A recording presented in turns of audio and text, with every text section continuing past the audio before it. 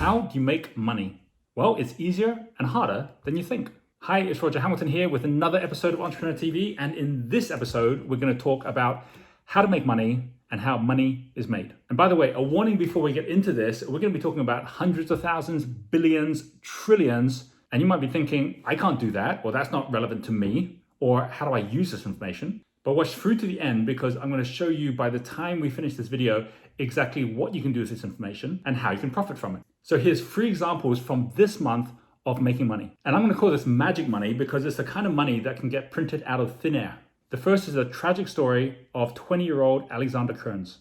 Alexander committed suicide on railway tracks after thinking he'd lost $730,000. So here's an article. As you can see here, it says US youth 20 commit suicide after thinking he lost $1 million trading options on Robinhood. As you see here, he committed suicide after thinking he blew up his entire future. And in his final note, seen by his parents, as reported by Forbes, Kearns wrote, "How is a 20-year-old with no income able to get assigned almost $1 million worth of leverage?" And you can see here not only the Twitter post of his note, but also it actually goes on to say, in a screenshot of Kearns' Robinhood account, the app showed that he had a negative cash balance of $730,000, but the number did not represent uncollateralized indebtedness, but was merely his temporary balance underlying his assigned options actually settled in his account. Okay, in layman's terms, what is actually being said there is that he was right in the middle of a trade where it was an options trade.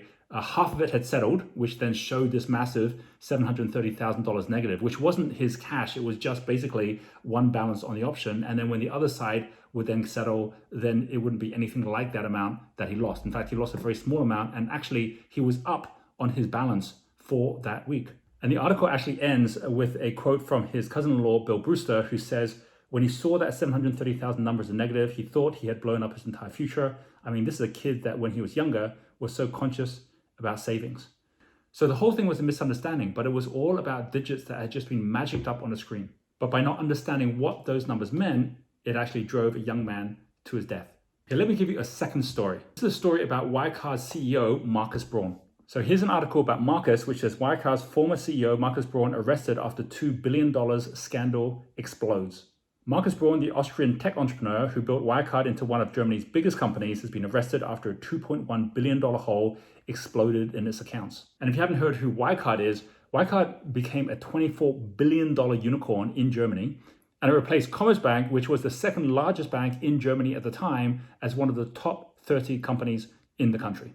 Since its peak, when its shares were worth 191 euros, it's dropped all the way down to 2 euros 67 cents. That's basically a 99% drop in its value. And what happened here was there was $2 billion, which was on the balance sheet as cash for Wirecard, which turned out to be fake.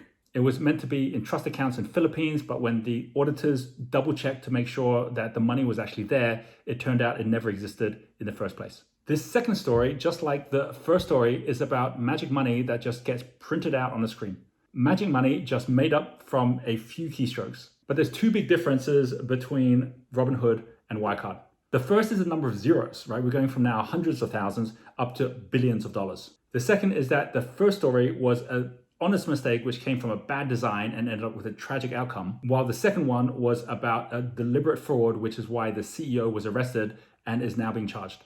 Okay, let me give you a third example. Here's a headline from Bloomberg: a $10 trillion Fed balance sheet is coming. As it says here, the Federal Reserve's balance sheet is exploding, growing by about $3 trillion since mid-March and now totaling more than $7 trillion.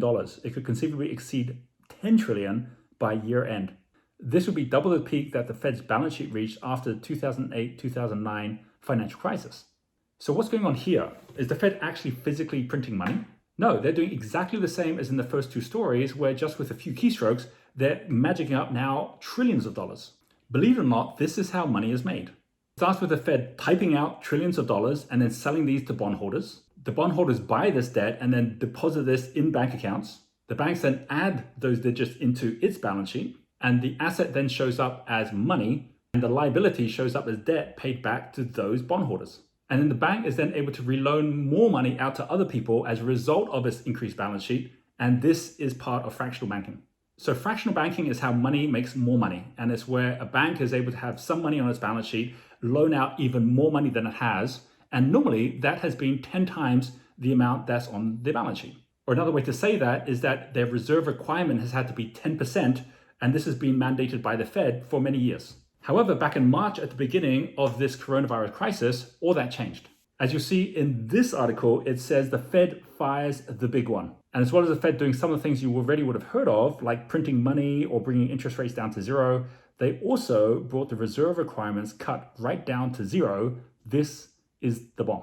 What that actually means is that banks don't even have to hold any reserves in order for them to start loaning money out to others, which is why we're seeing this massive growth in the amount of money that's out there right now. Now, just to be clear, all these three stories are exactly the same. They're about how money is just printed from nothing.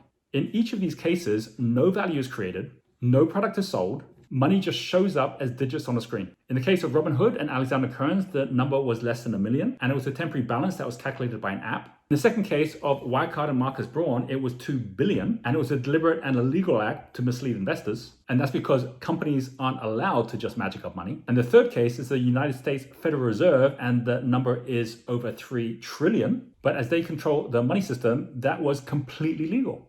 No one died, no one got arrested. But the trouble is, when you turn that virtual money into real money, it still at some point needs to get paid back. So what do we learn from all of this? The first is that there is no such thing as making money. Only the government can legally make it, unless of course you create your own cryptocurrency or private currency. The second is that they're clearly making a lot of it. We're living on a mountain of magic money. To put it in perspective, here is a graphic from MarketWatch. The amount of actual currency is $1.7 trillion. If you add current accounts, that grows to 37 trillion, which is 95% digital, and that's called narrow money. If you add broad money, which is all mutual funds, money market securities, and saving deposits, you're now up to 90 trillion. And if you add derivatives, cryptocurrencies, and other investments, we're now up to 1.2 quadrillion. How much is a quadrillion? A quadrillion is 1,000 trillion, of which real money is just 1% of a percent. The rest of it is magic money, all just on a screen. And by the way, if you're looking for a breakdown of the whole money supply,